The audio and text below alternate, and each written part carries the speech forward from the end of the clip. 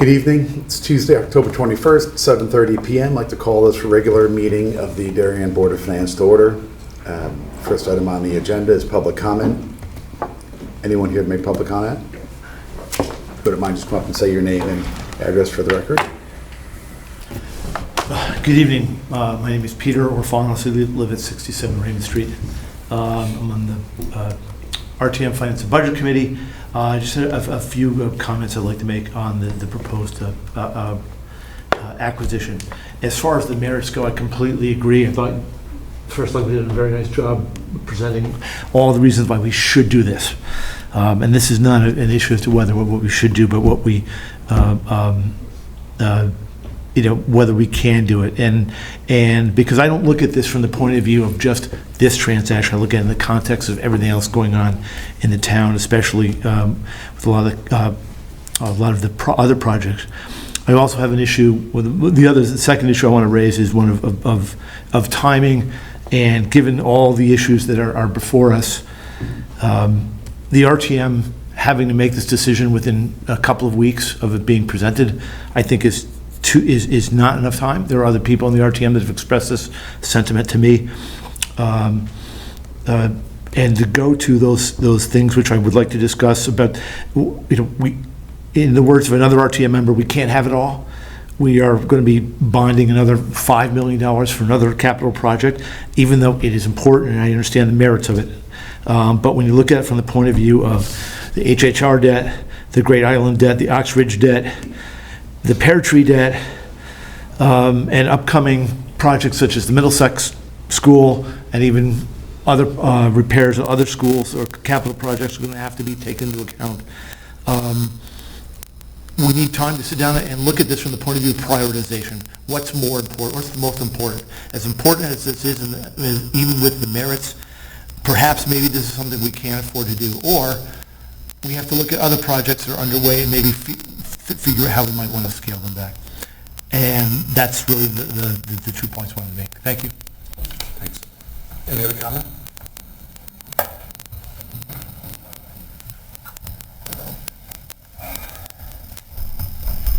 Good evening. Pear, 42 Beach Drive. I'm a RTM member, District 4, and also on F&B. Wasn't intending to comment, but I did want to, one, say I do support the purchase. Two, I do encourage you to think of this creatively because I view this as a defensive purchase for the town. If we don't buy it, someone else will, and you will lose control of how it gets developed. The third point I would make is, at least from what I've looked at the numbers, there's a way that we could mix paying some cash for it, bonding the rest, and trying to manage the cash flow so it does actually fund itself, which will take pressure off of the mill rate and everything else. I know your decision is to buy or not. I'm just encouraging you to think creatively. Last thing is, this isn't just a town project. Like if you own it as the town, you can now create partnerships. So again, I think this is an asset that will give the town flexibility. I'm in support of it as an individual and appreciate you listening to me. Thank you. Thank you. Okay. In terms of discussion and action, we have two items on the agenda. One is, the first is which is to discuss and take action on appointing one of our members, Board of Finance member, to serve on the Pear Tree Point Building Construction Committee. We had transfers on the agenda, but we don't have any? Yeah, I think that was... No, it's, Yeah, that was a holdover. So there are no transfers. So that's the first item. I sent an email out to you all asking if anybody had interest. I don't think the Board of Selectmen has formally identified who is going to be on that. I think they're in the process right now, and it's somewhere between 9 or 10 individuals. But as with any project that's generally over $1 million, we've appointed somebody. They've appointed a building committee, and a member of the Board of Finance has been on that. So does anyone have any questions, or does anyone have interest in serving on that?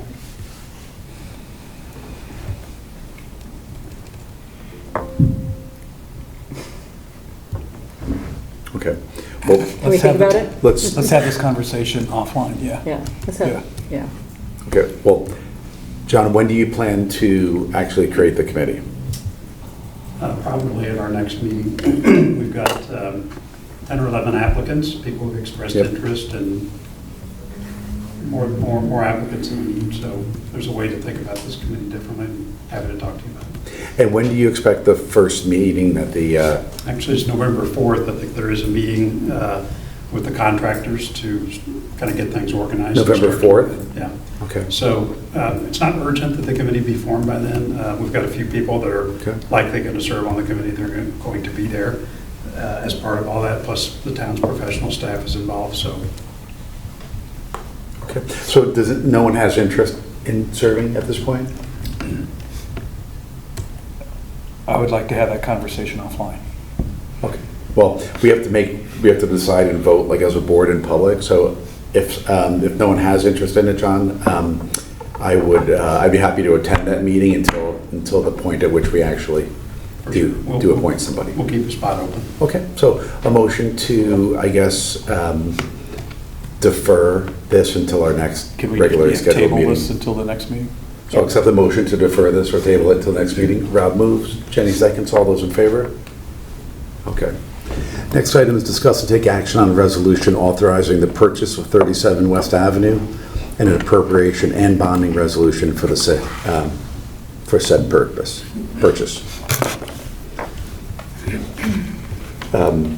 I think, the Board of Selectmen has discussed this at their meeting last week. Our first selectman put together about a half-hour-long video that discussed this, and also Jen and Josh and some of the others answered some of the questions that you all had. John, do you want to say a few words to kick things off, or does anyone have any specific questions? I'm going to kick things off, but my video kind of speaks for itself. Maybe we start with any questions you have. Happy to answer them. I thought your video was really informative. It answered a lot of my questions. Some of the questions that I have are going to be more about what we do from a financing standpoint. Personally, I think that, in my view, the number one reason why people choose Darien over other peer towns is we're a really attractive commuter city. That parking lot is a commuter parking lot, and I'm absolutely in support of owning it.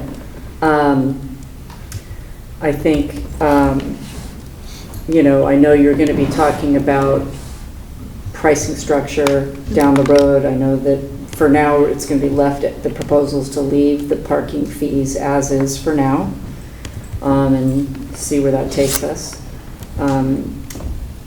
To me, to answer your question, Peter, to me this is a revenue bond with really a geo issuance. I mean, it's backed by revenues, and the cash flows have been very strong, even post-COVID. And I know that the recovery, the revenues haven't been quite what they were, but they're still really strong. And I am, because this is such, I'll use Dan's wording, this is, to me, defending an asset. The train stations are critical to our assessed value and why people come here and what drives property values and the resources and the quality of life we have here. So I care less that this covers all of the debt, that the parking fees covers all of the debt service. I care more that we do have control over it. So that's my 2 cents. I would say I fully support this. I think it's important to have, I would use the word control, not necessarily defensive, but I think this is a strategic asset. It's an asset that we need today for parking, and it's an asset we may choose in the future to be used as some type of other strategic initiative or a combination of initiatives. So I think I think this would be a great purchase. I think from the effect on the taxpayer, I think, directionally, if they were to keep the same pricing in place, the revenue that we generate from that could offset most or all of the incremental debt service. If they choose to modify it, it would still offset a significant portion of the actual debt service that's created on this. And just to remind everybody, because this would be a town-owned property, the revenue that we charge on this, whether it be for tickets, parking, permits, whatever, can actually go into the town's general fund and can actually be used to offset taxes. As you all know, the lots that we lease for, it's $1 a year. That's a bit of a lockbox, so all the revenues that we collect there can only be used on those properties. So, and also I think the fact, listening to John, and I was involved in this sort of early on, I don't foresee any material CapEx related to this.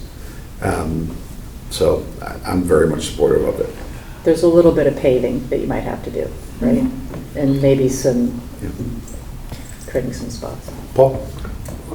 I believe we should acquire it, whether it be by bonding or a straight-out purchase from cash balances we have. It allows us to have control. If we give control to somebody else, those parking fees may go up exorbitantly, and we're responsible to our taxpayers. And this is a good acquisition, and as to reiterate what you said, it is somewhat of a defensive one. And we have deferred over decades of not purchasing property when we had an opportunity, and this is a good purchase. Good. I've heard a lot about flooding being significant in that lot, and I know you mentioned something about a Tilly Pond flooding project. What capital investments are going to need to be made to make this worthwhile? We haven't approved any flood mitigation, correct? No, there are two flooding projects that are in the design phase right now. There's the salt box flooding project, and there's the Tilly Pond Grove Street project. So the salt box project is much more advanced, and in fact, we could see construction on that start next fall at the end of the summer. As that comes together and we get the bids to actually do the work, we'll be coming to this board for an appropriation to recommend to the RTM. The Tilly Grove Street project is not as far along, so that's still in a more early design phase. But when that project gets put in, it's actually going to correct a ton of flooding, one of which is if you look at the Coons lot, this is the section that's closest to the track, and then the section of that that's closest to the station itself. That area is kind of a wetlands area, and that's where you get flooding. If there's a heavy rain, that's the part of the lot that floods. This project is going to correct all of that flooding. So the Tilly Pond and Grove Street project is going to actually make this area not prone to flooding as it is now. In terms of what it's going to cost, it's going to be, I'd say, half the cost of what the salt box project is. Call it $11 million for both projects. Salt box is $6.5 with a $500,000 grant that Representative Mara was able to get for us. Grove Street, call it $3.5, $4 million, something like that is what the estimates are that I've seen, but that's all very preliminary. Because we haven't committed to those projects at all yet. Well, The engineering. we're designing and we're kind of working on it, and it has been in part of my... That was the ARPA dollars that we used to look at it, correct? Yeah, this is all design work that's sort of outside. We don't have any big appropriations for that, and we're technically not committed to them. So if we get the projects designed and we put it out to bid and we bring it to this board and you decide you do not want to do the flooding project, you have that right. We did appropriate, whether combination of town funds and dollars, money towards both of those. I think it's close to 400,000, right? Yeah, but this is just design work. That's not the Just actual the construction work. Yeah. Question, the 10 and 11 million, when you did a sort of a capital projection, I think you have placeholders for this. For those two, Yeah. yeah. In that zip code, I don't have it in front of me, but I think that's what it 10, is. 5 and 5, right? So I agree that this is kind of a necessary thing for the town to do, to control that piece of property. And I understand that in your judgment and in the collective judgment, parking is the A, B, C purpose of it. Is there anything else that's being contemplated? And I know you can't speak for future boards of selectmen that might want to repurpose it down the road, but is this board of selectmen contemplating any other purpose beyond parking? Well, I've listed out things we could do. I think there's basically 3 options you could do with the property. You could either keep it as a surface lot, you could put in a parking garage, or you could develop it into multifamily housing, which if it were to be sold to somebody else, that's what they would put in because it's highest and best use. In my personal opinion is I'm not in favor of multifamily housing in that location. And the reason is that it's perfect parking for the Darien train station. And when we bring it into the collective set of town lots, it's just a lot better for our commuters. And when the whole Darien station reconstruction gets done, and you add in this lot that's integrated with the rest of them, I think it's great. Later on, we might consider a parking garage. As I said in the presentation, it might be interesting to think about a garage that could accommodate central business district employees for retail that we have there, have them park in a garage like that, which we could fund through charges to employers to, say, service the debt associated with something like that, which frees up a ton of parking for retail customers in the business district. Love that idea. We're nowhere close to thinking about how we could do it, so my recommendation is let's just leave it as a surface lot for now, and let's think about it for a while. But those are some options. I think, in my view, it's either going to be a surface lot or a parking garage. I'd say rate it as highly unlikely that our board would support multifamily housing there. Okay, and that, so it would support our businesses and our commuters. So Well, so- basically, in either of those iterations, other than the multifamily, it would Well, I think support our... good question. I think if it's a surface lot, I would reserve that for commuters. It's only if we created a garage that added capacity that we might be able to bring in retail employees. I might consider that, but I don't know. I need to think about it for a while. And there's been any discussion about parking school or town vehicles there that would usurp That has not been capacity? discussed. I'm not in favor of that. I think just the optics of buses parking at our train station when we really need those lots for commuters doesn't work. We actually have a meeting about that this week. So I called a meeting between sort of myself, town staff, and the Board of Education and their staff to have kind of really the first discussion. There's never been a formal sit-down between the two groups that says, from the Board of Ed side, here's the problem that we're trying to solve with regard to buses, pricing of those services, all that, how much capacity we need, all that. And then a discussion on the town side is, well, what could we do to potentially solve that problem? So this will be the first time that we have a discussion like that.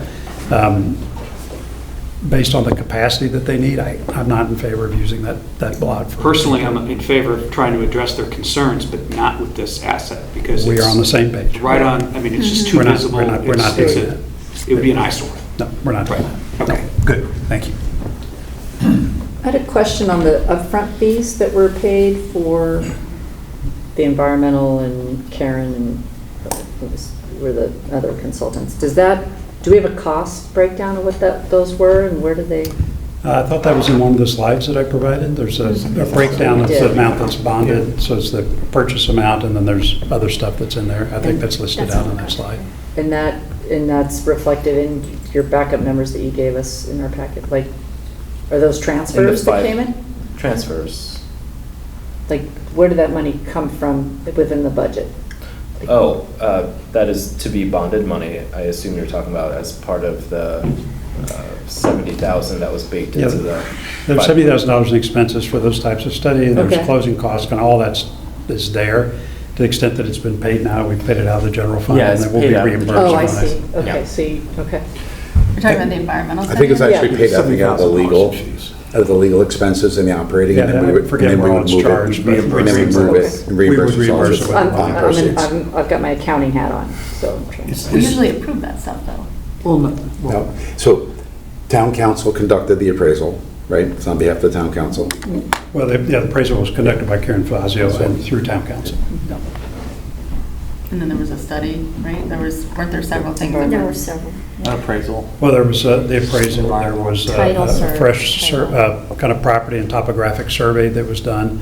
There was an environmental study that was done, and then town council did title research on the property. So which I so it's the covered. question where the dollars came from? Yeah. Or how So were they they come how from were the they general authorized? fund. How were they authorized? So the money right now came out of the legal expenses, and then to the extent we approve the bonding, and then we choose to include them in the bonding, because it's a bonding up to that amount, it would then be effectively capitalized and bonded.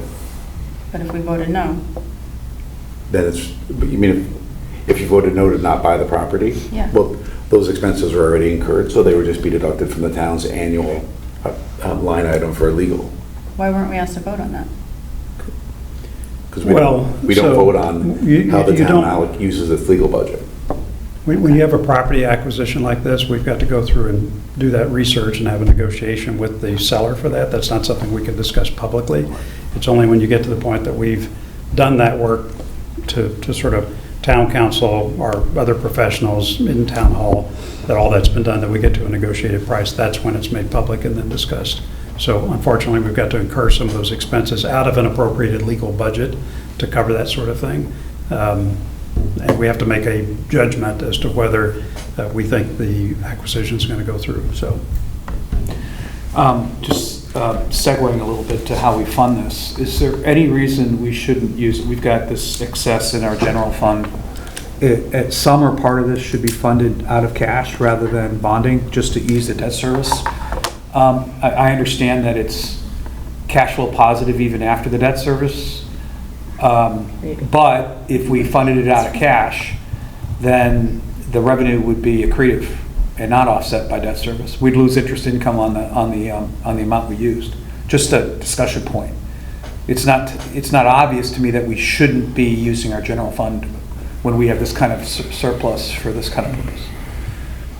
Well, one thing you could think about is that you're just passing a bond authorization tonight. It sets up the right but not the obligation to bond this. So what you could do, and in fact what we will end up doing, is this and maybe the next tranche of HHR or something like that is going to be combined into a bigger effort to say, all right, this is the next amount of funding that we're going to go secure through bonding, part of which would be the Coons lot, ostensibly. And that's not going to be done for a while. I don't know what the timing for that is, but in a while we're going to do that. So there's no urgency to kind of make the decision from a bonding standpoint as to how much debt you want to take on or not. I think it's a really good question, though, to ask. And what I'd urge you to do is just take a step back and think about fund balance, think about a variety of other factors, and come to just a general judgment about, okay, given fund balance and where it is right now, we think we could actually spend this much money for capital projects and not bond it, and then come in with that point of view. But you're raising the right question. You're just, based on what you're voting on tonight, you don't have to make that decision today. And authorizing the bond, to your point, isn't obligating us. Right, but not the obligation to bond. But just to be clear, let's just make sure we all understand the process here. It is obligating us. When the Board of Selectmen chooses to entertain a capital project like this, they put it forward either as an appropriation out of the general fund, or they put it forward as bonding. It's not necessarily our choice. So what the decision that they made was to buy it and put it forward as bonding.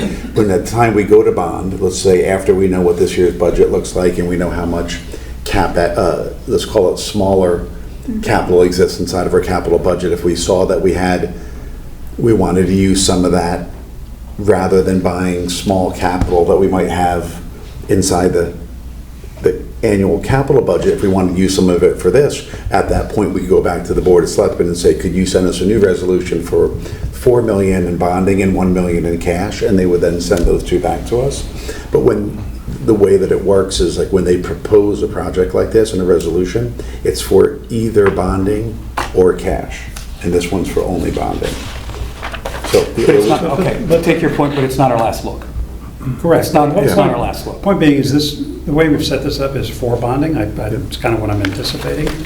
We do need to have you guys, a broader discussion about sort of the balance of debt load and debt service and all of that. And I would just recommend kind of going through that process to come to a point of view as a board as to what you'd like to see, and then reverse engineer the bonding that you want for all these different projects, which you have complete flexibility in doing. Right. This just sets this is a setup for that discussion. Yeah. We're working on determining effectively what our sort of unrestricted fund balance will be at the end of the last fiscal year, which is what Moody's will look at when we go to market in the kind of Q1, Q2 timeframe. So I think it's a more natural discussion to have when we have all the capital budgets in front of us, because then you can make a determination of, do you want to use the general fund to lower individuals' taxes today by paying for capital projects, or pay for all or a portion of this and lower their expenses in the future? Are we likely to have to issue bonds before that conversation, Yes. which is part of the budget? We're going to be issuing bonds to acquire this sooner than the budget. So this will be No, bought we in the would be future. issuing bonds before the budget. Oh, well, we would be issuing bonds likely for Great Island. I think it's. But to acquire this. No. We fund this out of the general. You can acquire this out of general fund right now. We do that a lot. The general fund where- floats it I didn't know until- if you were ready to, you wanted to go bond.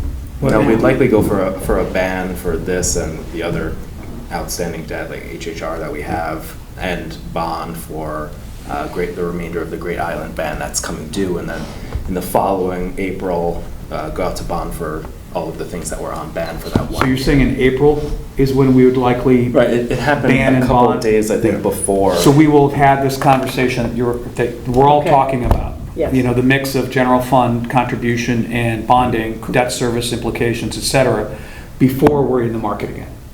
Correct. Correct. That's what I'm, Yeah. okay, all right. Absolutely. Along those Well, lines. just to be clear, we could choose to go to market in the week or so prior to us passing the budget, which is sort of mid-April this year, or we could do it in the week or two after. It just needs to be before our next ban matures, because those bans are non-callable. So you don't want to issue too far in advance, because then you're effectively paying double interest. So it'll be, again, but in the general vicinity of when we're determining what the mill rate is that we send to the RTM. Okay.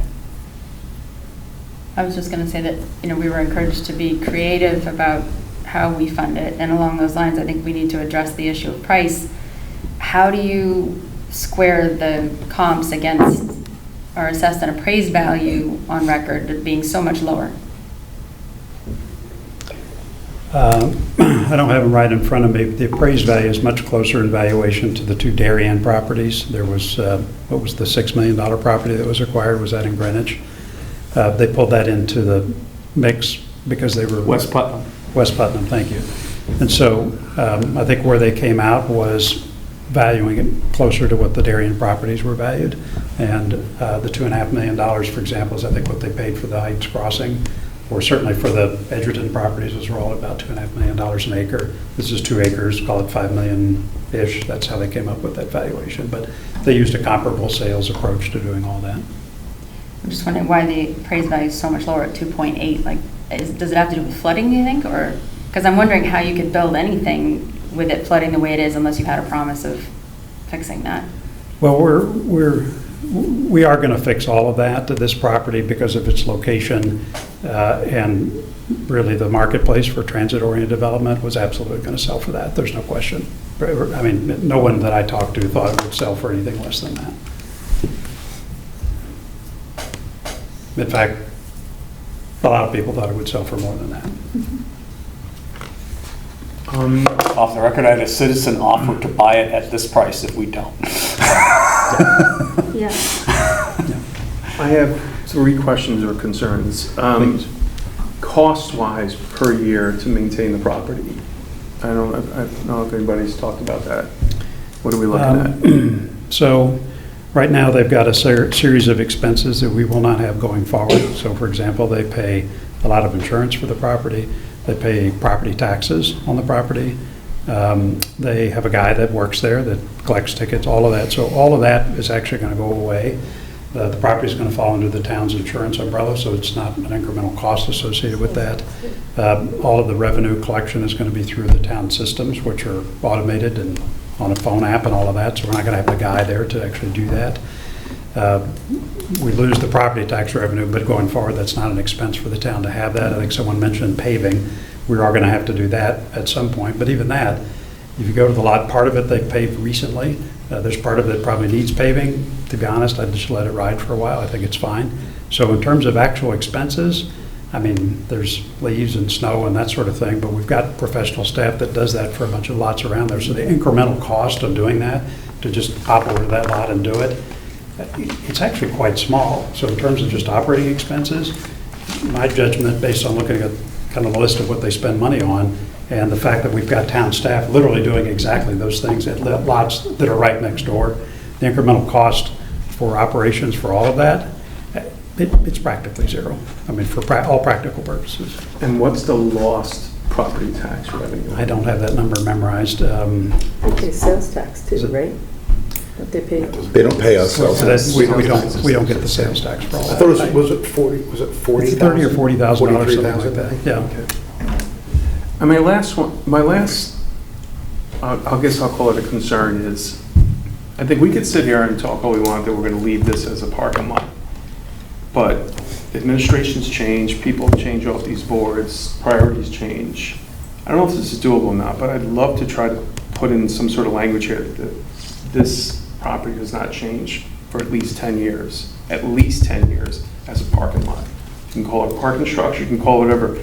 My fear is, once again, administrations change, people change along the way. And somebody looks at that property and says, I can develop a whole bunch of housing on there.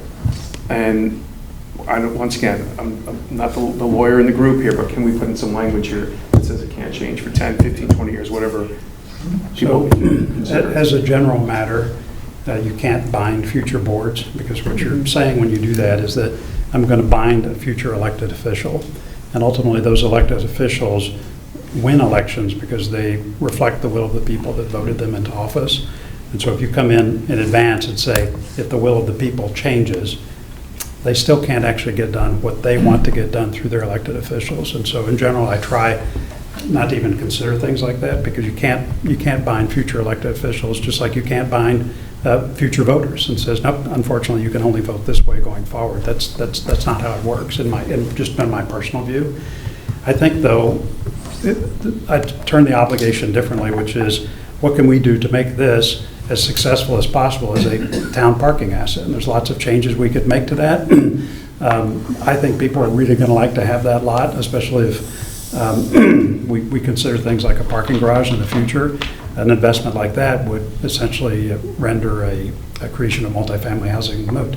The other thing to keep in mind is that there might be multifamily housing. There's a lot of multifamily housing in the rest of the town that people will look at and say, well, we put that housing over there, we just don't need housing here. So I'm not concerned about that. I hear you, but I think the logic of keeping this as a parking facility is, in my judgment, overwhelming. John? Yes, sir.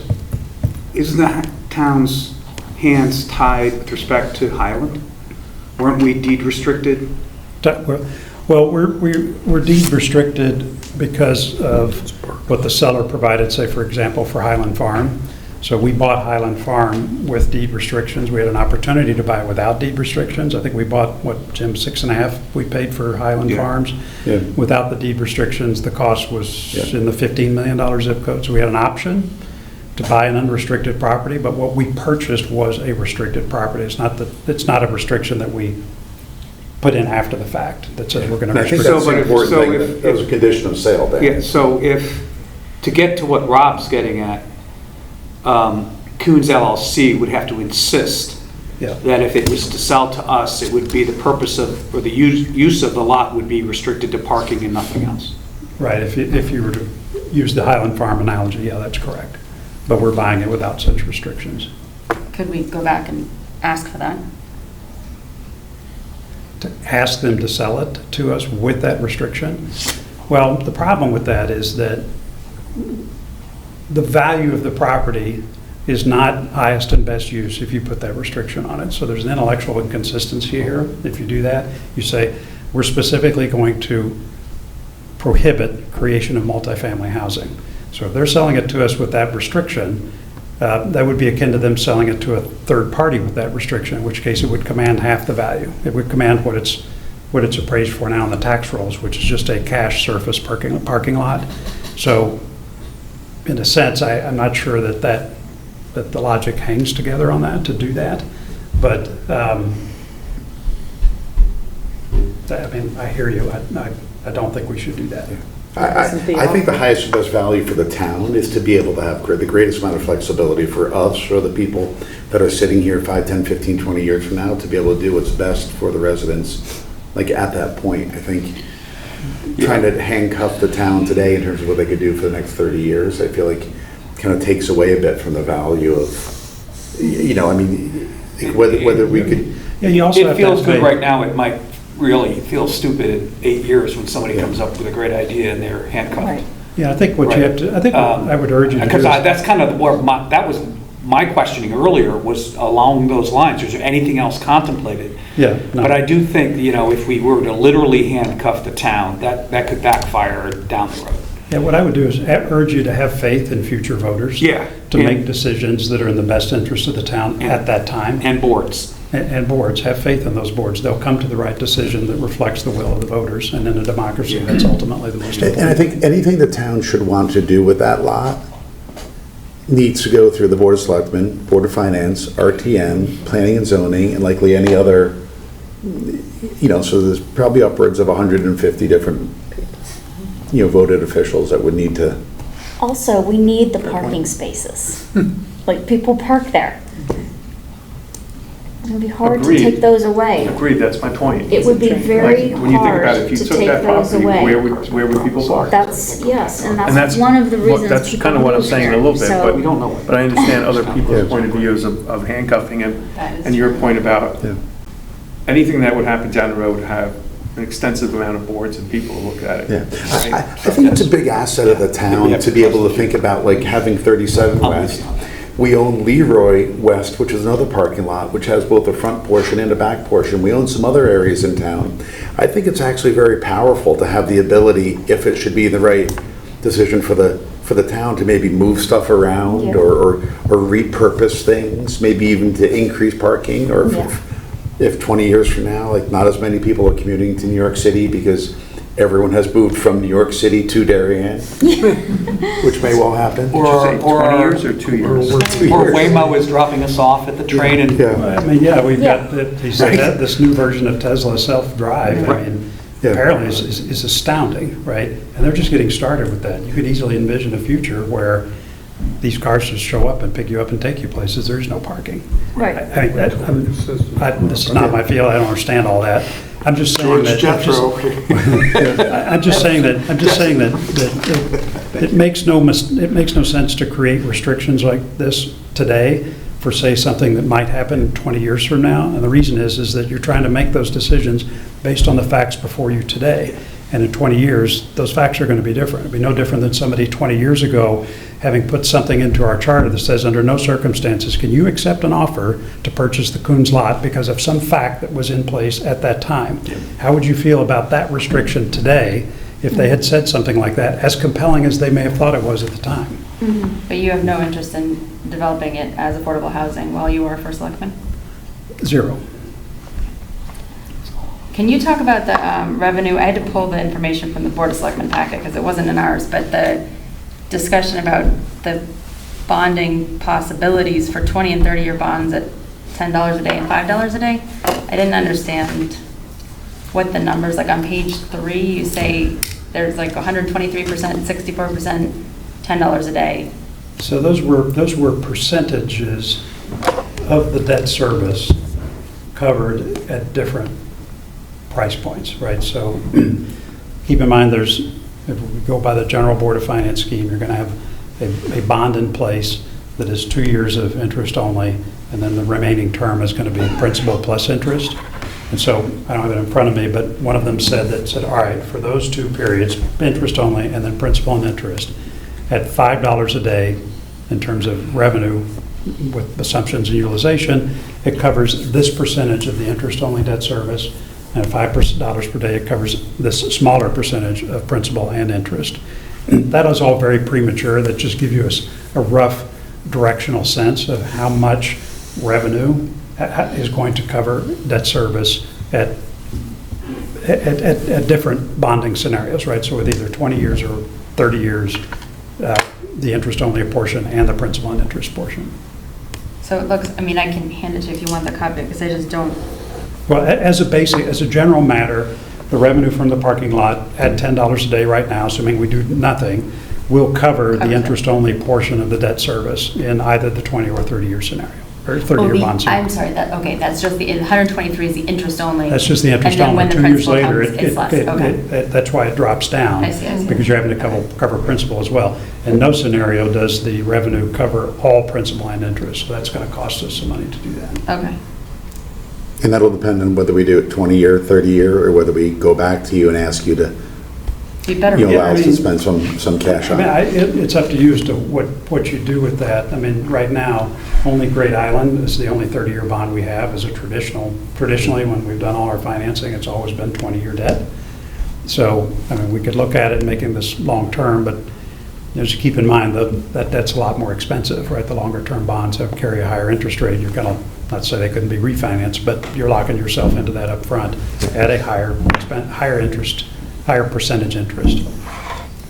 I personally like the 20-year bonding better because to the extent we ever wanted to develop it or redevelop it as parking in some other fashion, it gives us the ability to kind of reallocate 20-year proceeds to another project. Basically, all projects generally qualify for 20 years and/or, its useful life. Really, only land acquisition allows you to go out to 30 years based on current state statutes. So if you were to do 30-year, I think like in technical, we'd only ever be able to reallocate that during the non-call period back to something else that was 30-year eligible debt.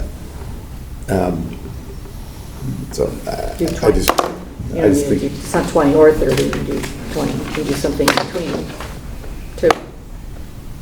Well, you can only do 20-year debt as a Right. municipality, except in the case of land acquisition. Right, Yeah. but it doesn't have to be 20 or 30. Correct. It could be Half and half. 25, or, yeah, you could, Yeah. I mean, it could be less than 20. I mean, you can pick any kind of Yeah. term you want, up to 30, as long as it's a land acquisition. Other questions? I like a lot of the discussions you've had around thinking about how we can optimize parking, just given all the development that's taking on downtown and all those new retail places, if there are ways to kind of reposition, reallocate where staff is and maybe on the weekends, because I mean, technically this is a private lot, right? As it sits today. So it's not really like open to the public, in the technical sense on the weekend, although I don't think he ever enforced it, right? Yeah, he doesn't enforce parking on the Yeah. weekends or holidays.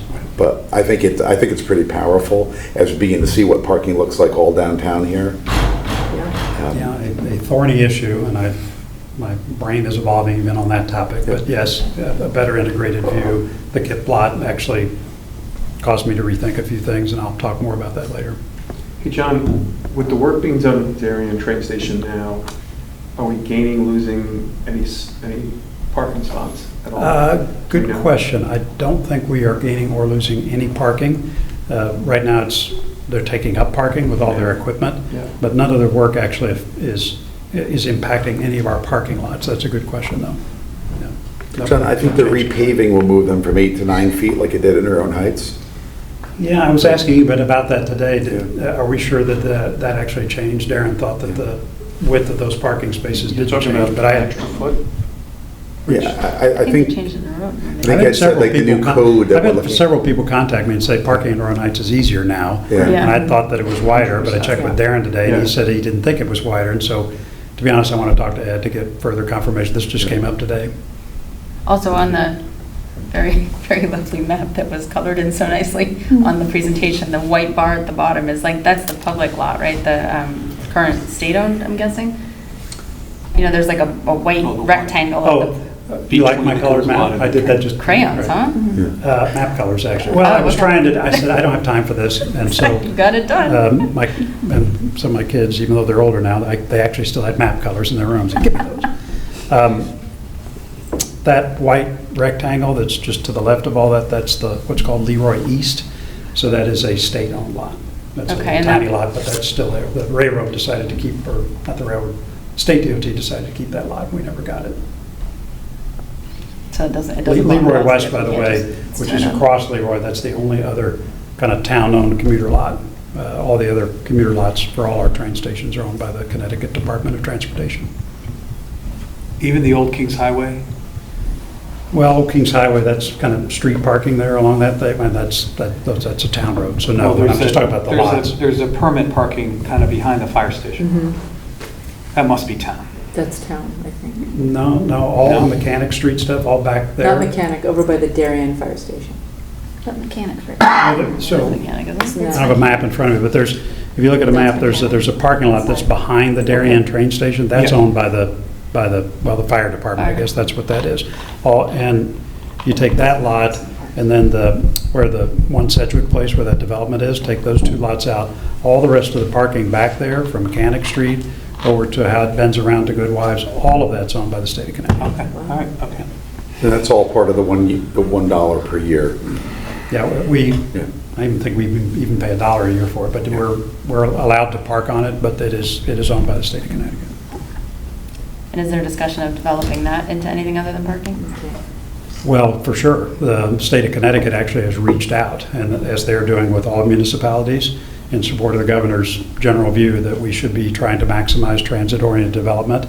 So any municipality that owns or that has parking on state-owned property, I got a call from one of the consultants and several members of the DOT team about 3 weeks ago with exactly that point. They're not trying to force it, but they asked the question, started off with a map showing all those properties, all our parking lots, and said, well, we own these lots. Does the town of Darien have any interest in thinking about multifamily housing on these lots? So they've asked the question.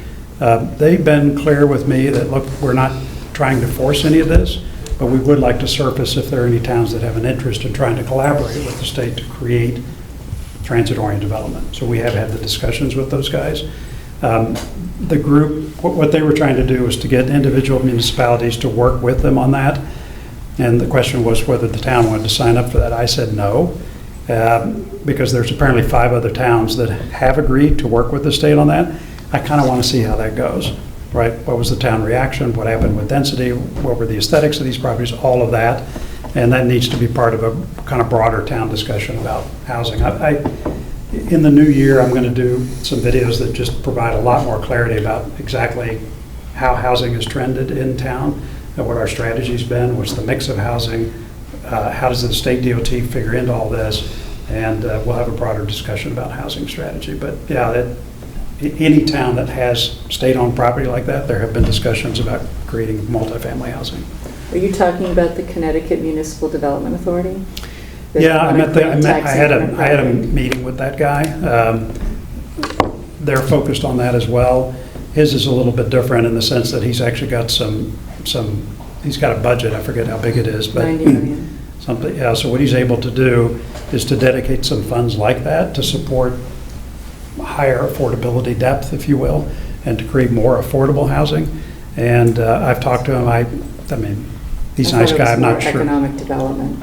All of that, I'm not sure I'm not sure we're ready for that. I mean, I see what he's trying to do. That's a tax increment revenue bond, which would be off balance sheet. Just, I know a little bit about that stuff. So I know that they are, I've talked to them also just to learn more what they're doing. And I know that they're signing up other municipal partners. Yep. To, I'd like to see that play out over a few years before I entertain a discussion about that. In my judgment, I don't think we're ready for that. Well, And I know- look forward. Sorry, a long shot, but buying this lot and adding more parking to our public inventory of parking, is that going to raise any kind of flag for them to say, well, now you can do this with that lot? Well, they can't force us to do anything with lots that the town owns outright, which is, this would be one of those No, I mean lots. Could the they other one. force us to do something like that? Yeah, I've had multiple conversations with DOT officials, with elected members of the legislature, both parties.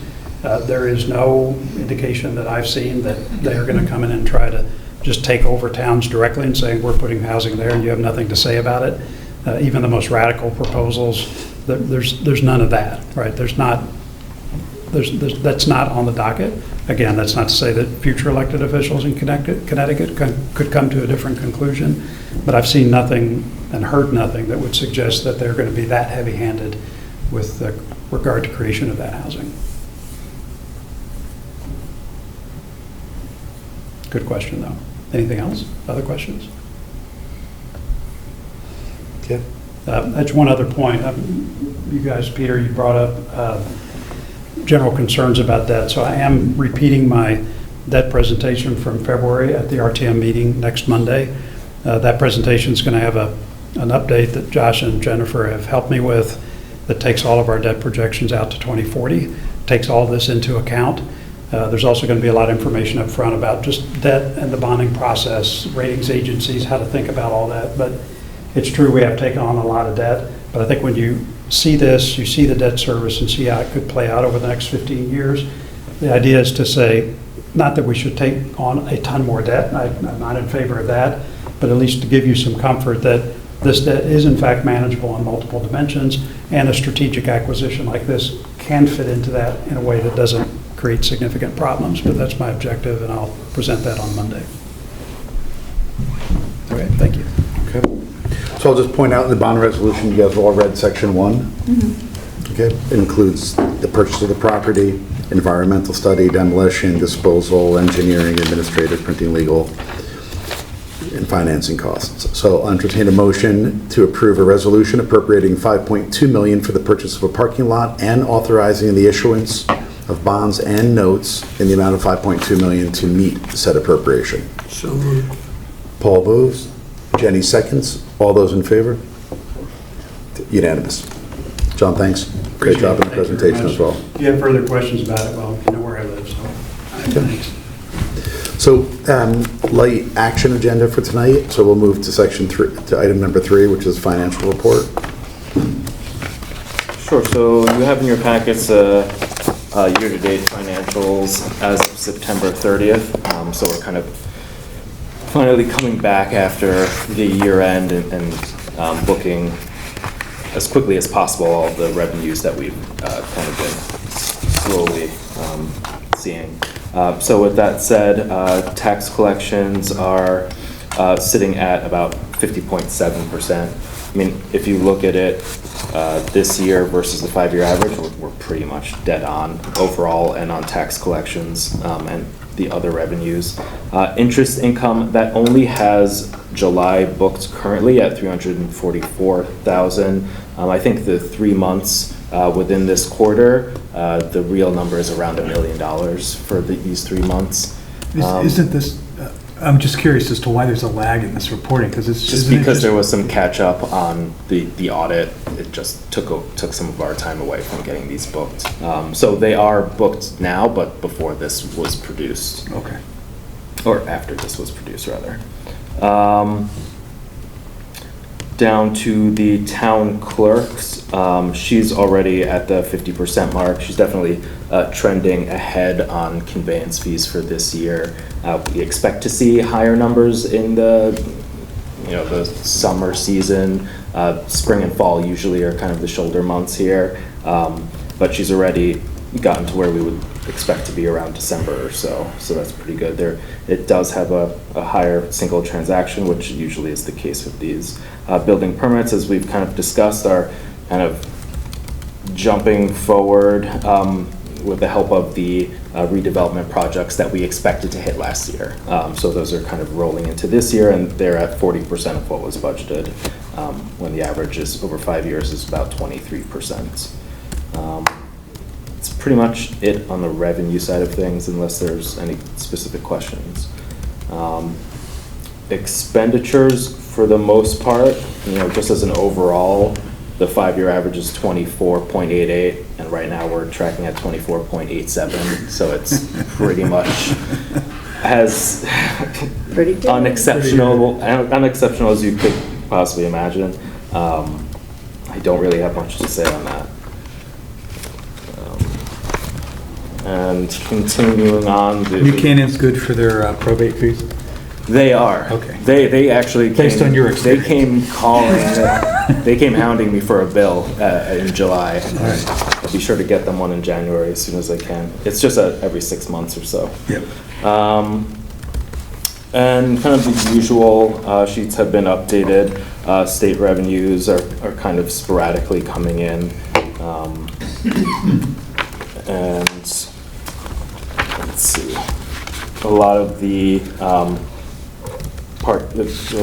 other funds have kind of been reset for FY26. The only thing that hasn't yet been touched is the fund balances. I'm waiting for the audited numbers to kind of update that.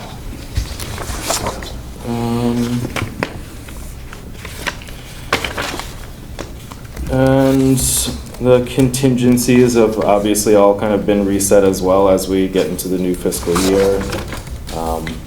The active bonded projects, there's obviously HHR as their pay apps keep coming and they keep adjusting on this bonded project list, and that's really the only changes that takes place on the active bonded list, other than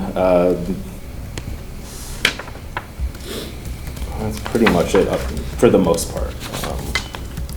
Gorham's Dam is wrapped up, and now we're kind of looking at the requirements to get reimbursement from FEMA on that. Just trying to get the proposal as kind of tightened up as possible. I know Darren is doing a solid job on that. Hey And Josh, quick question. On Ox Ridge, when do we call that final? I don't know if there's like one or two small things, but I think it's pretty much done. Yeah, I'll look into Yeah, can- what that one or two things we might clean be. Yeah, and then we can, I don't know if we want to save it for when we're going to look at the like capital project closeout, and then that gets Yeah, goes that's with it. fine. or if As long it's- as, you know, Yeah. I think most people know that that's, 99.8% Yeah.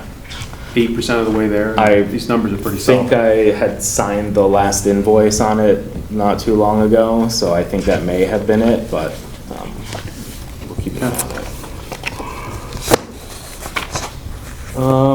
Not too much else, I did get an update from Ed on just the post-closure work being done on Great Island, so his sheet is updated with that.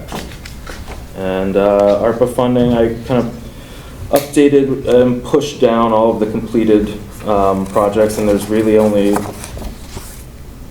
under 10 projects kind of with any money remaining to be spent, which is good because I believe the deadline is coming soon. Yeah.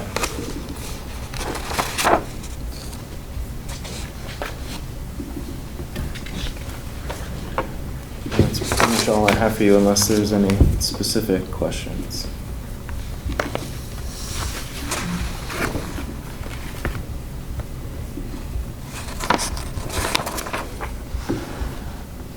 I forget that we have a whole parking fund because we don't talk about it very often, but I'm just looking at that in the new light of this purchase, and wondering if any of that's going to change. I mean, I guess it'll be folded into this, right? Well, So, yeah, so the state owns properties that we effectively lease for $1, but never pay the dollar. All of that money is sort of a closed circuit, so any money we collect for parking in that needs to be held in a specific parking fund related to only the state-owned properties, and we could only use those dollars to reinvest capital in those specific lots, or for operations that are specific to those lots. So like the Leroy West and that's new lot, right? Anything we collect there can be kind of brought into the, if you will, the general coffers and be used to offset debt service or other expenses. Okay. So it's not the same kind of Yeah, I closed get system. that. So there's like a portion of our staff salary that gets allocated to the, This- policing, yeah. like the state lots versus, our own lots. Got it. So that's why all the work that you see was done in their own Yeah. heights. That wasn't necessarily taxpayer money, that was just parking money. Because that's a state-owned lot. Yeah. Okay.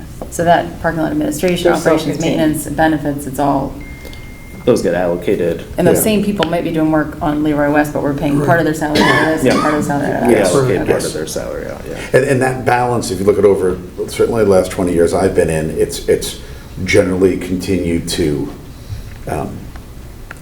build balances, do work, build balances, so it's always been in a net surplus.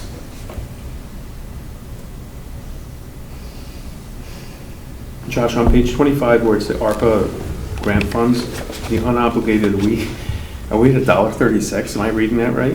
Yeah, I know there is, which one is it? Is it at the top? There's one that's, No, I'm just kind of making light, just tell Jen It's- that heads are gonna roll. Yeah, right. $1.36 wasn't allocated out. Can we see a yeah, copy of the it check? is, when- I think it was an amount that could not be spent for some reason. So can we see a copy of that Well check? done. when it does- when it does go the back? invoices, yeah. Write that check. Yeah. Well done. It was a tricky situation with this many small projects to manage like that. Yep, there was a lot of horse trading going on back and forth. Yeah. Any other questions on the financials? Josh, I think, based on where the audit is, we can probably have maybe a first look at sort of what fund balance looks like relative to Yeah, so Moody's liquidity ratios. hopefully I'll be getting kind of the first draft of it this or next week. And then kind of use some of that to develop the MD&A and stat tables and so on, and then get that back to them for a more, I guess, final draft or secondary draft. But we'll have really the numbers, kind of should be the numbers when we get them back in the next week or so. I think we should front load our discussion around use of sort of excess reserves in the general fund ahead of budget season, just because I do think it'd be good to kind of develop a policy around, particularly around like the new Moody's. And I'm not saying we should necessarily drop our current sort of revenue-based or expense-based one, but I think we should better clarify that, because I think there's always some discussions around the 12%, which was the floor versus what the target was. So I think Are you talking about next couple of months? Or are you talking about early maybe next start year? next meeting and maybe do something in December. Well, it's tricky because, Connecticut is at the low end of unassigned fund balance. We get looked at kind of negatively for having such a low fund balance in comparison to other non-Connecticut towns that are forced to have a higher fund balance because they may rely on non-property taxes as their main source of income. So they have a lot more fluctuation, so they must have like 80% or 60%. Right. We have a stable fund balance, and they look at stability as well as percentage as a whole. One of the things we were talking about with John and Jen earlier when we were talking about debt was we had gone over kind of how Moody's weighs each of the things that they look at. And they have a good kind of breakdown of each of those things and examples of each of those sections individually. I think it might be not a bad exercise for us to kind of look at those each on their own and see how we apply our standards against what they look at, and kind of like how our health is in comparison to what they're looking at. We're obviously AAA, so obviously we're doing well, but I think it's probably a good idea to not only focus on fund balance, but also focus on the other aspects, because fund balance may just be, I think if you look at fund balance alone, we're rated like an A or a B. Yeah. But when you take into the other account the other things, we obviously have been pushed to AAA forever. Out of the 5 scores, when you look at the sub-score inside the liquidity position, it generally shows us wanting us to have unassigned fund balance, which is 30% of our sort of GAAP revenues. Yeah. Right? And we actually have kept like kind of 15, 16%. So it's a double A category versus a triple A. Yeah. But they've always, again, that's brought their up by the national other- strategy. yeah. So I think it's valuable to maybe look at their criteria and just how we approach each of them as their own. And then kind of you can decide how you move forward with bonding and debt and so on based on those criteria. I think it might be a decent exercise. Next is the review and approval of our September 23rd minutes. Generally, there's attendance, Oh, and we were all in attendance. You were all in attendance? We were all in attendance. So that, plus somebody caught a misspelled name. Is it Kane with a C or? CAIN. Yeah. And guys, one comment I would make and I throw out there is I would actually, on public comment, I would strike those who spoke, because it's included in the meeting, because I have kind of concerns when we say like, individual X spoke about A. When you actually listen to these things, like there are a lot of different things they spoke to, and so I really dislike trying to summarize what somebody specifically said. Agreed. Whether in words or in AI. So I would vote to just kind of take out, the record of everyone that spoke. If you wanted to keep, if you felt the need to keep the names in there, that's one thing. I'll see but I what would- we've done historically or what the best practices are. In our F&B meetings, I would just put who attended Yep. and then public comment with a link to the video to watch so people can see. I mean, I'd rather do that. Yeah, that But is I'll see super if black and that's- white. Yeah. Because, I'll see if that's an option. Okay. And this board feels that's the right way to go, then I'm happy to do that, Yes. obviously. So my suggestion was to remove all the names. Are people comfortable with that, or just removing everything after their name? I think just removing them entirely. I think you should, I would support removing all of their names with there were several people who spoke in public comment. Here's the link to the video. If that's doable, It's I'll do it. timestamped, so. Yeah. Perfect. As amended. Take a vote on the amended minutes. Okay. All those in favor of the minutes as we just discussed the amendment to? Dan moves, Taylor seconds, all those in favor? Unanimous. So, good luck. Chairman's report, special assignments, Rob? Let's start with audit. Josh, where were we with audit? Sounds like you guys are done. So the auditors, they did their final field work in late September. Next week or the end of this week, I should have their first draft of the audit. The little work I have left, there's a couple stat tables and MD&A and so on, and should be wrapped up. I think we get the really finalish draft in November. So we're on schedule for everything like that. And then we'll have the opportunity to talk to them. Yeah, sure. I believe. Generally, we do, so. Yeah, sure. Yeah. I believe they, do they zoom in or something, or come in? Yeah, person? they kind of present their results to us. Yeah, and sure. It gives Jim and I and Lynn a chance to. Yeah, I think when I spoke to them Talk last, we had a Zoom meeting going over a few of the final pieces, and they talked about that was going to take place once it was a kind of finalized thing. Super. There were nothing unanticipated came up during the audit, as I would assume. Yeah. Good, so far so good. So far, so good. Sounds like a clean audit call. Yeah. HHR, on time, on budget. Is probably the headlines. We're at the point where, and I think I probably said this probably for the last two meetings, I'm going to say it again now. We have a decent amount of contingency, both on the owner side and the construction managers. So we have put a list together that I think is going to be public early next month on items that we'll spend a few dollars on to make the schools a little more, I think the word I want to use is aesthetically pleasing.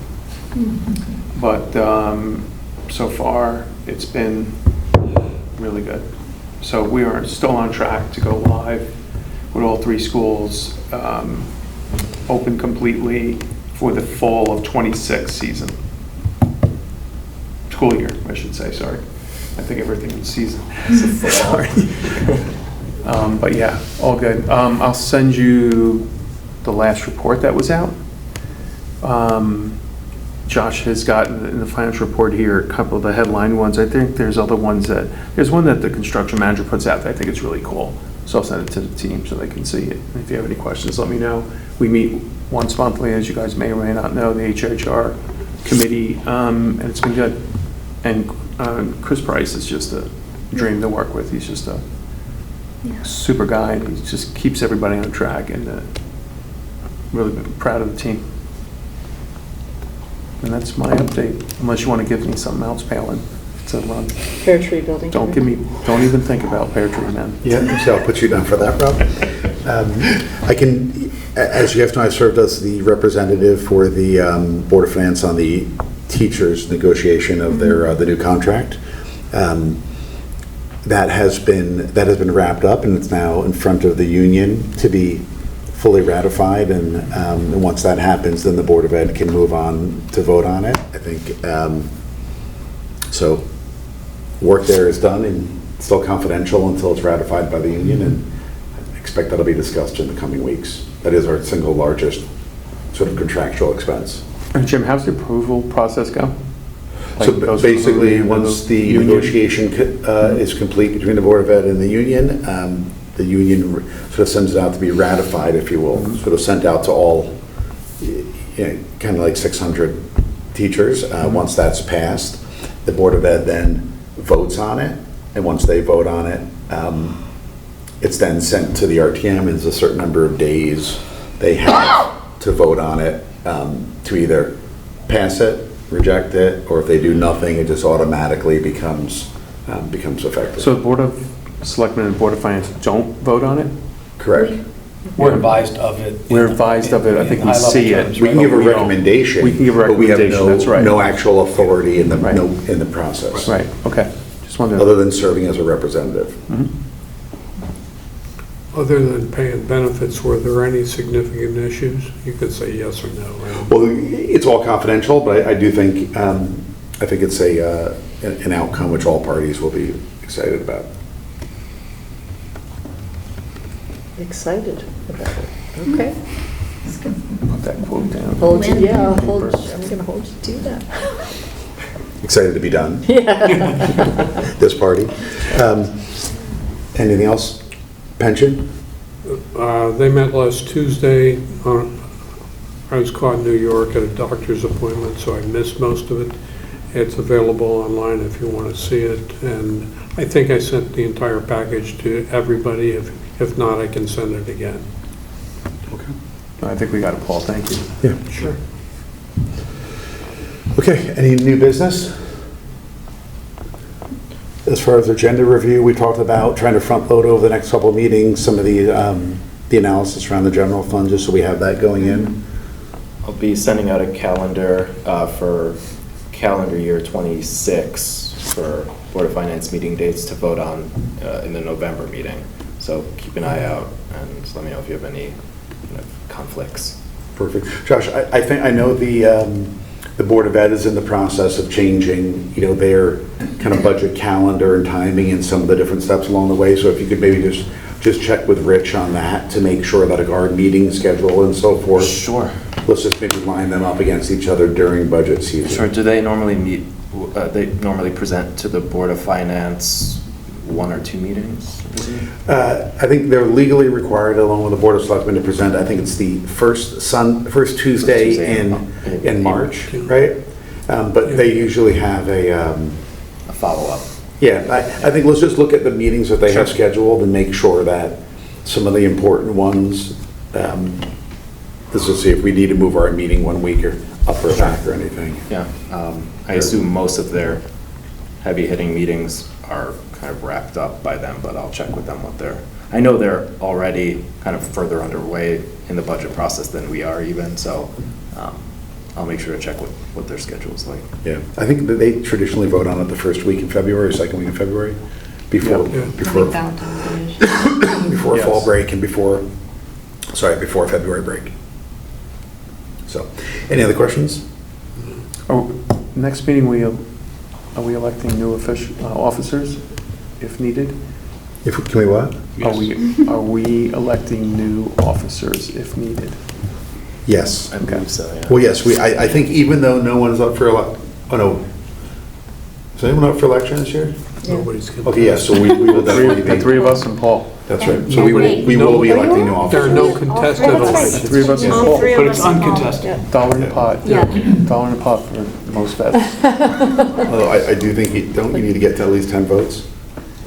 There are write-ins. There are write-ins. There are write-ins, yeah. Okay, cool. I saw a jacket sign out there. Okay, well, with that, I'll accept entertain a motion to adjourn. Rob moves, Jenny seconds. All those in favor?